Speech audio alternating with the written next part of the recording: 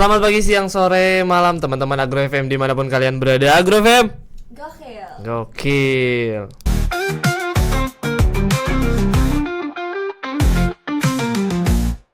Oke, jadi di episode kali ini kita bakal ngobrol sama siapa nih, Nis? Untuk episode kali ini kita kedatangan mahasiswa berprestasi nih, Kak. Oh, mahasiswa berprestasi. Iya. Berprestasi apa itu? Aduh, banyak banget kalau disebutin bisa sejam sendiri. Oh iya, masa gitu? Apa mau kita tampilin dulu? Boleh. Boleh lah ya, sekalian kita agak dikit-dikit perkenalan gitu kan. Iya, boleh. Mahasiswa berprestasi Inu kan. Inu itu berprestasi di bidang apa aja? Mungkin nasional atau mungkin internasional kan sih ya? Bisa sampai itu. Bisa. Ya udah kita buka aja kali ya. Oke. Nah, Nah, mungkin bisa dibacain nih. dari achievement-nya aja nih udah banyak banget. Yang pertama ada Indonesia Delegation for Food and Agriculture Forum London Britannia by Food and Agriculture Organization. Ada juga Besia Scholarship Awardee by BEM FPUB. Indonesia Delegation for Youth Food Lab from Italy by Wageningen University. Best Presentation in Syariah Economic Competition by UNESA. Third place in Syariah Economic Competition by UNESA. Pendanaan PMW by Brawijaya University, pendanaan PKM by Kemendikbudristek pada tahun 2023, pemimpin muda untuk iklim 2 Project by Teens Go Green Indonesia, top 10 finalists of the Writing Waste Challenge Netherlands by Wageningen University, aggregation bronze medal by Faculty of Agricultural Technology Brawijaya University, first place in infographic competition by Volcano Brawijaya University, dan PKM RHS kontingen in LP2 PKM UB 2021. Bacanya aja udah moodful banget ini, Kak. Berbusa-busa ya. Habis kayak gitu. Mungkin kan ini ada banyak ya, Nis ya, achievement-nya. Apa mungkin kita tanyain satu-satu aja kali lah, langsung ke orang ya? Ya udah kalau gitu kita panggilkan aja Kak ya. Oke, kita panggilkan Risa Salsabila, silakan masuk. Halo Risa.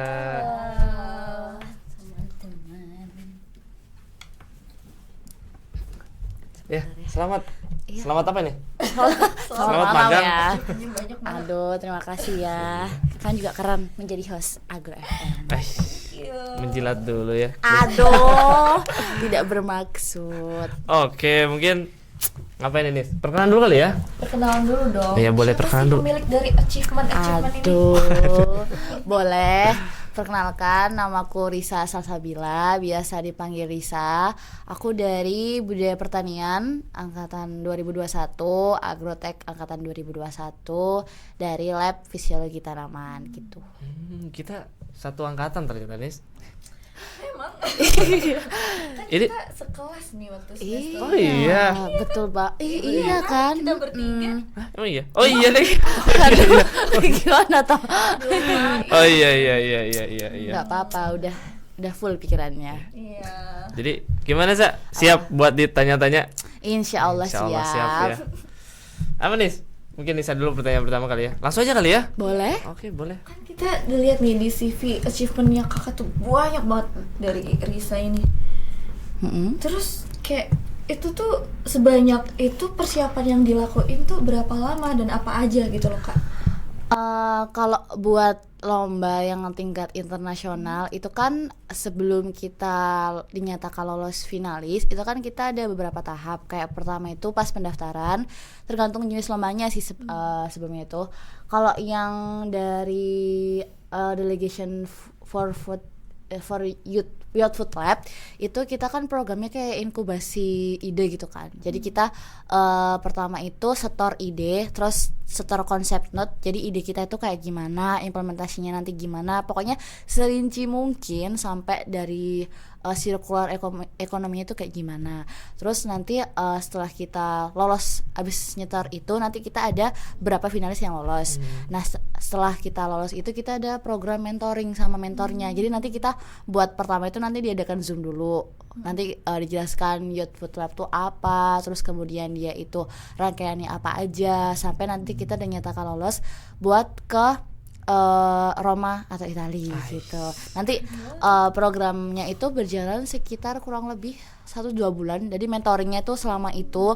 Jadi kayak kita setiap minggu tuh atau setiap 2 minggu tuh ada jadwalnya, ada seminarnya. Jadi kayak kita benar-benar diajarin materi-materi yang dibutuhkan. Kayak gimana sih cara nyusun ekonomi konsepnya gimana, terus biar idenya tuh berkembang itu gimana. Bahkan ada tentang manajemen emosi pun tuh ada. Jadi kayak kita benar-benar sangat-sangat berbenefit di situ karena bukan hanya gimana rewardnya, tapi gimana kita berproses itu juga diajarin di situ. Dan akhirnya nanti setelah itu akan dipilih beberapa tim yang lolos finalis. Nah alhamdulillah tahun ini itu tim Ecoliving itu diamanahi buat ikut ke Roma Itali. Jadi kita diberikan kesempatan dan alhamdulillahnya kita menang kemarin. Jadi kita dapat sekitar 2.000 US dollar untuk people choice. Jadi kayak ada beberapa awarding gitu kan. Nah termasuk timku itu alhamdulillah lolos di people choice. Dan yang mewakilkan Ecoliving itu kemarin dari anak FISIP itu namanya Aurora Adelia. Dan alhamdulillahnya karena kerja sama tim kita juga bagus, kita juga lolos itu untuk lomba yang internasional. Kalau lomba nasional itu biasanya kalau LKTI itu kita persiapannya submit abstrak, habis itu nanti kan ada yang lolos abstrak, kita nyusun KTI, baru nanti seleksi lagi siapa yang KTI lolos, terus kita langsung ke univnya kan buat lomba lebih lanjut, baru kita diumumin awarding. Jadi kita kayak lebih materinya itu lebih matangnya di lomba internasional. Jadi kayak karena kita memang benar-benar diajarin cara-cara konsepnya, jadi memang dari timku sendiri dan jadi juga dari aku sendiri tuh prefernya lomba-lomba yang memang seperti itulah yang kami inginkan gitu. Iya. Berarti kalau misalnya kayak gitu untuk pendaftaran lombanya sendiri apakah ada perbedaan nggak di lomba internasional sama nasional? Kayak tahapannya, cari-cari informasinya mungkin bisa diceritain? Oke, kalau yang internasional ya itu lomba pertama kaliku internasional itu aku waktu semester berapa ya? Semester 4 kalau nggak salah. Itu aku ada cutting namanya itu Kak Zulfikar Dabi, dan kebetulan itu beliau adalah mentorku sejak aku PKM Maba. Dia menawarkan sebuah project dari WUR atau ini yang top 10 finalis One of Reading Waste Challenge itu dari Wageningen University Research. Jadi di situ kita ditawarkan, Kak Jul tuh menawarkan. Kebetulan dari beliau tuh alhamdulillah kita lolos gitu loh. Terus dari aku itu nanti meneruskan programnya. Nah, Kak Jul menawari kira-kira gimana Riz kalau WUR. Nah, karena WUR ini kita memang lolos tapi kita belum bisa berangkat ke Wageningen karena memang mungkin dari dananya itu belum cukup ya dari kita. Jadi kita nggak berangkat dan kita presentasinya secara offline. Kemudian dari UWUR itu yang panitianya itu menawari juga Youth Food Lab, dan kemudian barulah kita di situ kayak oh ternyata sistemnya itu kayak berantai gitu loh. Jadi kayak semisal kita udah ke satu lomba. Nah, orang-orang yang di situ yang di tingkat internasional tuh menilai apakah kita itu bagus atau bagaimana, kemudian ditawarkan lagi gitu. Kemudian untuk sebenarnya lomba internasional tuh banyak kan, cuman kayaknya belum banyak di reach out karena yang dari Youth Food Lab ini yang tim dari Indonesia tuh cuma 2. Yang satunya tuh dari IAS, dari tim teman-teman IAS, dan satunya tuh dari Ecoliving. Terus kemudian untuk yang WUR juga ini ternyata juga belum banyak di reach out karena ternyata tim yang dari Indonesia juga masih tim Ecoliving aja gitu. Jadi mungkin perbedaannya itu ya karena dia itu programnya besar dan mungkin memang kancahnya itu internasional, jadi dia masih belum banyak diketahui banyak orang. Terus untuk lomba nasional itu banyak sebenarnya kalau teman-teman lihat di media partner, terus habis itu di IG tentang lomba-lomba itu kan banyak banget. Nah itu lebih mudah karena mungkin kayak setiap universitas tuh punya program kerja itu. Kayak Prisma kan ada Prisma 10, Prisma 11, terus HPT tuh punya namanya Plant Protection kayak gitu-gitu kan. Jadi lebih mudah di reach out gitu loh. Terus untuk pemberkasannya itu menurutku kalau internasional itu dia lebih bener-bener mematangkan konsepnya. Jadi karena sejauh yang aku ikuti itu memang mereka lebih kayak program inkubasi gitu. Jadi dia kayak menawarkan setelah pendaftaran dapat penjelasan yang jelas. Kemudian kita dilatih selama sebelum kita awarding itu kita benar-benar dikasih mentoring selama 6 bulan, selama 4 bulan tuh kita benar-benar dipantau. Jadi kayak lebih apa ya, lebih ke gimana kita berprogres di lomba itu gitu. Jadi kita tidak hanya dapat secara mungkin rewardnya aja, tapi ya emang tadi gimana kita materinya tuh sangat-sangat bagus gitu. Terus kalau yang lomba nasional itu sejauh aku itu mungkin kebanyakan LKTI sama esai ya. Itu banyaknya nanti submit abstrak, terus kemudian nanti ada technical meeting, terus nanti ada submit LKTI secara lengkap, baru dia nanti presentasi dan dapat reward gitu sih. Kalau perbedaan yang cukup signifikannya di situ gitu. Terus aku mau nanya nih, kan kayak persiapannya dalam menyiapkan untuk mengikuti kompetisi tuh apa sih yang kamu pelajari? Kan kamu udah mengikuti beberapa lomba nih. Nah itu dari situ tuh apa sih yang jadi pelajaran? Oh aku harusnya nyiapinnya lebih kayak gini atau gimana kayak gitu. Yang pertama itu mungkin soal manajemen waktu ya.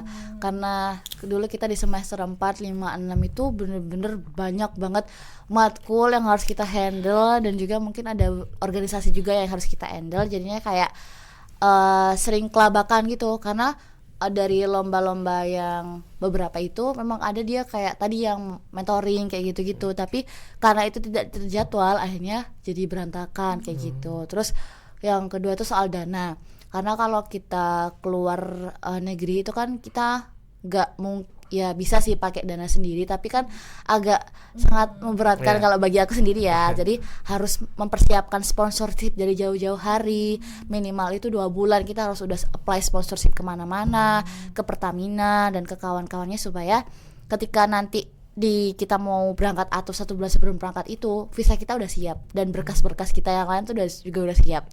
Dan ketiga itu mungkin berkas mau berangkat, karena berkas mau berangkat tuh banyak banget kan, apalagi bagi dulu aku yang belum punya paspor dan juga belum punya visa, itu benar-benar harus effort ngurusnya. Jadi kayak aku nyesal kenapa aku nggak dari beberapa minggu yang lalu atau beberapa bulan gitu kan, karena itu lebih enak kan, nggak perlu kayak kita waktu di Hamin beberapa minggu kita tinggal menyiapkan apa yang belum ada secara fisik, kayak misal kita belanja atau kita gimana. Jadi itu hal-hal yang kayak gitu harusnya kita dahulukan kayak gitu. Sih. Menarik. Tadi berarti aku kalau gitu dengarnya yang menjadi hambatan mungkin lebih ke ininya ya, apa namanya, pendanaan gitu ya. Iya. Lebih ke itu. Dan aku dengar tadi tuh kamu nge-apply ke beberapa perusahaan untuk mensponsor gitu ya. Nah, mungkin bisa diceritain gimana cara kamu meng-apply sponsornya? Apakah kamu membawa berkas yang mengatasnamakan lomba ini atau gimana, mungkin bisa diceritakan? Oke, kalau dari sponsorship itu sebenarnya kita ada beberapa orang yang handle proposalnya. Tapi kita yang nyusun secara struktural gitu. Jadi kita ngasih gambarannya, kemudian nanti dari orangnya tersebut bikin proposalnya, dan kita juga ngerjain bareng-bareng. Kalau Youth Food Lab kemarin tuh pure dari kita sendiri. Jadi kita ngerjain proposalnya itu kita dikasih contoh, terus dikerjain, kemudian nanti kita share lewat email. Kan kita punya list sponsorship kan, kita share lewat email. Apa tuh? Kenyang. Kita share lewat email. Kemudian setelah kita share lewat email tuh, kalau memang orang yang nggak bisa di reach out secara online, usahakan kita datangin gitu.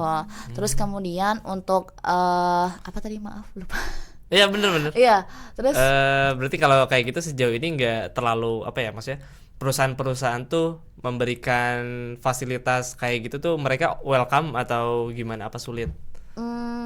Kalau untuk perlombaan ini. Kalau kan aku biasanya memang beberapa kali ini nge-plan itu mepet gitu, jadi nggak bisa dapat banyak gitu. Ataupun kalau dapat banyak pun dapatnya itu dalam bentuk benda gitu loh, bukan dalam bentuk fresh money gitu. Sebenarnya kita oke aja, cuman karena yang kita butuhkan itu lebih ke biaya ngurus visa, ngurus tiket pesawat itu kan mahal. Jadi kita butuhnya lebih ke fresh money gitu. Tapi sejauh ini alhamdulillah untuk proposal itu terus kita laksanakan gitu loh, kita sebarkan gitu. Dan soal apa kita membawa nama universitas atau bagaimana, karena kita itu membawa nama Eco Living Community, jadinya ada beberapa momen itu memang kita langsung memberikan di situ kita tandai bahwa kita dari Eco Living Community. Tapi untuk surat tugas dan kawan-kawannya memang kita masih berkaitan dengan UB karena kita kan masih terikat menjadi mahasiswa UB. Tapi kalau untuk delegates itu delegate-nya from Indonesia gitu. Tapi kalau misalnya dari awal dari persiapan terkait sponsorship ini dari awal udah dipersiapkan gitu dengan matang, kira-kira apakah akan dapat fresh money yang diinginkan atau bagaimana? Apa tetap benda? Kayak tergantung perusahaannya apa gitu. Iya, tapi kebanyakan tuh kemarin yang dia apply pas Wageningen University Research itu kebanyakan masih Masih berupa barang gitu. Jadi kita masih belum mendapatkan fresh money yang kita inginkan gitu. Karena itu sistemnya juga reimburse kan. Jadi kita harus berangkat dulu baru kita dapat uangnya kayak Oh gitu. gitu. Gitu. Iya. Ya, Menarik. nyiapin dana juga. Iya, betul. Heeh. Modal niat doang nggak cukup ya. Aduh, iya. Apalagi Risa dari semester 4 loh, Nis. Kamu semester 4 ngapain, Nis? Aduh. Aku juga ngapain ya? Aduh. Kalau kebanting Gak apa-apa, semua orang punya waktunya. Semua orang punya masanya, guys. Aduh, iya. Terus dari penjelasan Risa tadi terkait sponsor kayak dari kan kamu udah ngelakuin udah ngirim proposal ke perusahaan kayak gitu, ada nggak tipsnya gitu kayak aku harap teman-teman tahu ini nih sebelum apply proposal buat sponsor kayak gitu. Oke, yang pertama itu kalau dari sponsor lomba itu kalian harus jelas itu bentuk lombanya itu gimana, terus kemudian kalian laksanainnya di mana, karena itu mungkin bisa berpengaruh ya ke nanti sponsornya itu mau ngasih bentuk apa, terus kemudian dia how much gitu, berapa banyak gitu. Terus yang kedua itu kalian harus benar-benar mendetailkan benefit apa aja yang bisa kalian berikan, karena misalnya kita mungkin sponsornya cuma kaos atau logo di kaos, tapi kalau kita logo di kaos terus dibawa ke luar negeri, siapa yang nggak mau gitu. Jadi kayak lebih menjelaskan lagi kalau memang pelaksanaan lomba kalian tuh tidak di tingkat yang maksudnya di tingkat yang memang perusahaan itu mau gitu loh. Kayak sekalian kalian harus apply itu melihat juga perusahaannya itu apakah memang perusahaan yang sesuai atau tidak. Jadi kalian nanti harus buat list perusahaannya dulu, terus kalian juga seleksi apakah memang perusahaan itu sejalan dengan keilmuan yang kalian ambil atau bidang lomba yang kalian ambil gitu. Terus kemudian kalian juga harus sangat-sangat effort ya untuk memfollow up sponsorship tersebut, karena mungkin banyak ya yang apply di situ. Jadi kayak harus rajin-rajin nge-follow up juga. Terus kemudian harus juga mungkin datang offline kalau misal udah dapat konfirmasi di email nih, terus beliau minta meet atau minta datang secara offline, coba nanti dinegosiasi lagi gitu. Jadi skill negosiasi juga perlu di situ gitu sih. Iya. Banyak ya yang perlu dipersiapkan. Iya. Udah ada tuh orang tuh udah apa ya, kayak udah males duluan dengan pemberkasan segala macem, kayak udah dimotivasi duluan, jadi kayak enggak padahal kan kalau itu kan kayak benefitnya kan Iya, juga lumayan gede lah. juga. Iya. Terus kalau kayak gitu kan, kalau perusahaan udah jelas ya apa namanya, ada beberapa perusahaan yang mau ngasih dana ataupun ada yang enggak. Nah, karena tadi kan udah dijelasin juga apa namanya, kalau Risa sendiri kan bawa tim dari Eco Living, terus juga tetap atas nama, bukan atas nama ya, maksudnya masih terikat dengan kampus gitu. Nah, dalam lomba-lomba yang Risa ikuti, ada gak peran dari kampus yang membantu Risa dalam proses persiapan atau mungkin sampai ke lombanya gitu? Kalau dari kampus itu sejauh aku itu yang pertama dosen ya, mungkin dosen-dosen di FP termasuk salah satunya itu di budaya pertanian itu banyak banget mereka yang suka nulis-nulis semacam karya ilmiah. Contohnya ada Pak Rofik, terus kemudian ada Pak Budi. Itu kan mereka sangat suka ya dengan hal seperti itu, apalagi PKM kan. Nah, karena dosenku dulu itu dosen pembimbing lombaku itu Pak Budi, jadi beliau tuh benar-benar kalau kita PC beliau tuh fast respon gitu loh. Kita mau minta berkas apa, bapaknya juga oke, saya di sini. Terus kemudian mungkin dari kampus itu soal pendanaan ya, dari kampus itu juga memfasilitasi siapapun yang ingin lomba buat diajukan proposal dana lomba gitu. Kalau dari FP juga bisa diajukan di kemahasiswaan. Kalau di apa namanya di UB itu bisa diajukan di kemahasiswaan juga. Tapi kalau internasional tuh memang banyaknya di kemahasiswaan UB sih, karena kalau internasional kan mungkin lebih besar ya. Jadi dari UB itu bisa memfasilitasi lebih banyak. Terus juga kalau kita menang lomba ataupun jadi finalis, dari mereka itu juga memberikan reward gitu. Jadi kayak kita menjadi lebih semangat gitu ketika berlomba, karena kayak kita kepikiran ya, meskipun itu bukan tujuan utama ya, tujuan utama kita pengalaman, tapi kan ketika mendapatkan sesuatu yang maksudnya kita nggak duga-duga, itu kan juga kayak wah aku dapat reward, jadinya kayak harus lebih rajin nih lombanya gitu. Sedikit cerita aja, aku tuh punya adik di Eco Living namanya Hafiz, kalau kalian udah kenal. Siapa Itu tuh? aduh nggak, dia adikku di Eco Living, anak HPT dia namanya Hafiz Okta. Dia tuh sering banget ikut lomba. Terus dia kayak ketika melihat tim atau mungkin dia menang, itu aku rasanya kayak bangga gitu loh. Dan jadinya aku juga termotivasi. Aku kan lebih tua dari dia ya, otomatis kayak oh masa yang maksudnya yang lebih muda dari aku aja bisa, kenapa aku enggak gitu. Ya, jangan mau kalah. Iya betul, jadi itu semacam menjadi motivasi juga. Dan kemudian di lingkunganku juga mendukung, jadinya kayak oke, dari kampus kita bisa usahakan, dari lingkungan juga yang mendukung, jadinya kayak kita lebih semangat lagi gitu. Iya. Berarti ada peran dari ini juga ya, ada mentor kan.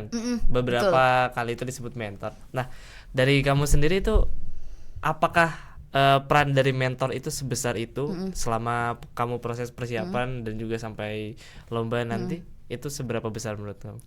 Sangat besar sih menurutku, jujur. Karena aku itu baru mau Enggak. maksudnya baru mau lomba lagi setelah aku nggak PKM-an. Itu kan aku di semester 4 ya, tadi yang Kak Zul itu. Nah, sedikit info, aku tuh punya beberapa mentor yang memang mereka tuh keren-keren banget. Itu ada Kak Zul, ada Kak Ati, beliau anak agribisnis dua-duanya, angkatan 19. Terus ada Kak Bilo, HPT, terus ada teman-temanku yang lain itu, tapi yang 3 itu yang sangat-sangat motivasi aku sih. Kayak mereka itu kalau Kak Ati itu secara administrasi ya, beliau sangat-sangat bagus pengurus bekas. Kalau Kak Zul itu sangat bagus public speaking dan juga idenya tuh bener-bener wah gitu loh. Ada terus gitu. Lalu kayak terus Kak Bilo juga itu sangat prototyping, maksudnya dari segi desain itu beliau sangat pintar. Kalau kalian tahu poster yang dipajang di ruangan Pak Budi warna merah itu karya beliau. Gitu. Terus karena aku diajakin yang pertama kali aku diajakin tuh kan Wageningen University Research itu kan. Terus aku kayak wah mereka ini keren-keren gitu loh, dan mereka pun bisa membimbing aku yang masih newbie di situ. Kayak diajarin nanti kamu gini-gini, kamu gini-gini, terus kalau mau minta berkas nanti gini ya, kesini ya gitu. Jadi kayak bener-bener aku diajarin ngurus paspor tuh bisa secara online, terus nanti datang ke tempatnya langsung. Jadi kayak oke, mereka sangat membimbing aku sampai kita tuh di grup Eco Living kayak setiap hari itu ada aja info lomba yang di-share dari mereka. Jadi kayak guys, barang siapa yang mau ikut lomba ini bisa reach out aku ya, bisa PC aku. Jadi kayak kita tuh nggak kekurangan informasi tentang lomba gitu. Dan kita juga karena ikut lomba-lomba yang kayak inkubasi tadi, kita tuh bukan hanya dapat benefit dari mentor tadi, tapi melalui mentor itulah kita bisa belajar banyak hal. Kayak kita harus belajar public speaking bahasa Inggris. Terus dari situ kita juga diajarin misal kalau kamu nggak bisa belajarnya di mana. Terus kalau nyusun PPT itu caranya kayak gini. Sangat-sangat mereka membuat aku berkembang pesat di sini gitu. Bahkan dari hal terkecil ya. Iya benar. Ngurus paspor. Iya. Benar banget. Kan bagi orang yang benar-benar kayak belum tahu, belum mau mulai kan kayak ini ngapain dulu ya. Benar-benar sumpah. Dengan adanya mentor tuh Iya. kita jadi kayak oh di sini kayak gini, ini kayak gini. Dan Risa nih berarti jadi salah satu calon mentor gak sih? Apa udah jadi mentor nih? Di mana ya? Kok kayak kenal ya? Di mana ya? Iya. Jadi kita juga ada ini ya, Nis ya. Ada program di PSDM sendiri, jadi namanya itu potensi. Kebetulan bisa juga kan mentornya. Iya benar. Iya betul. Kalau teman-teman mau reach out aku secara gratis juga boleh. Nggak perlu harus dari program kerja khusus pun nggak apa-apa sebenarnya. Aku feel free for asking. Masya Allah, iya, baik hati ya. Aduh. Terus Tadi kan kita sempat nanyain terkait kayak fasilitas apa sih yang diberikan kampus dan dukungannya dalam bentuk apa gitu. Nah, menurut Risa sendiri nih, setelah melihat dan setelah mengalami, apa yang bisa diimprove dari kampus gitu untuk kayak lebih membantu mahasiswa yang ingin ikut lomba seperti ini tuh? Kalau dari pribadi aku sendiri ya, mohon maaf, FPUB, saya tidak berniat apapun di sini dan hanya menyampaikan kejujuran. Iya nggak apa-apa. Mungkin Iya, kritik dan mungkin saran. untuk beberapa lomba itu bisa dipertimbangkan lagi untuk uang pendanaan yang turun itu bisa juga dipertimbangkan. Apakah benar hanya beberapa persen atau memang bisa memfasilitasi untuk lebih baik lagi, karena juga kita kan bawa nama kampus juga meskipun Delegates for Indonesia, tapi kita juga nanti kan di post di IG UB, jadi nggak ada ruginya FPUB ini, benar. Terus yang kedua mungkin waktu turun pendanaan ya, karena biasanya uang lomba turunnya setelah lomba. Iya, jadi kayak kita udah lomba tapi uangnya baru turun gitu, dan itu mungkin tidak sebanyak yang kita harapkan, tapi mungkin karena UB ini udah PTNBH ya, jadi uangnya dari bisnis dari UB sendiri gitu. Tapi nanti mungkin kedepannya bisa dipertimbangkan lagi untuk apakah itu cukup untuk kami atau tidak. Terus kemudian untuk waktunya juga, apakah karena lombanya kadang kan mepet ya, tapi itu belum turun, jadinya kami kayak tidak bisa memiliki banyak kesempatan gitu loh untuk berkompetisi lebih lanjut gitu. Tapi overall mungkin karena beberapa periode ini udah pergantian atasan atau pergantian gimana, jadi lebih efektif lah ya daripada tahunku. Tapi mungkin untuk hal seperti itu perlu dievaluasi ke depannya gitu.